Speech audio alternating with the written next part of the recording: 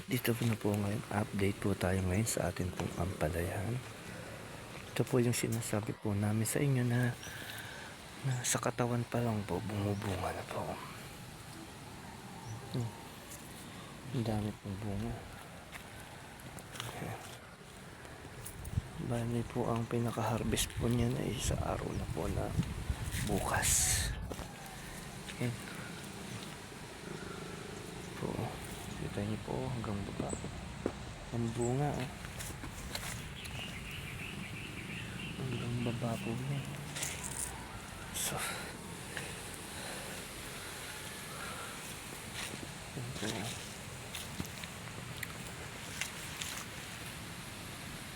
Dami mong ampalaya.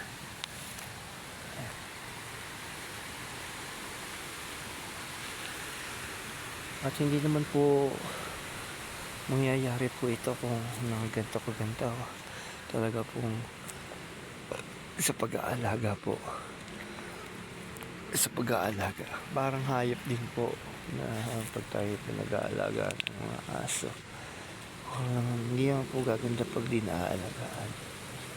Ganun din po sa paghahalaman. Pag hindi po maaalagaan po ng tama, hindi po maaalagaan ng ayos at matutukan, yung dami hindi po gaganda.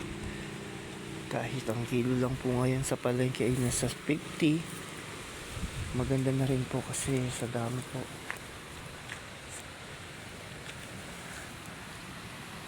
Yan po.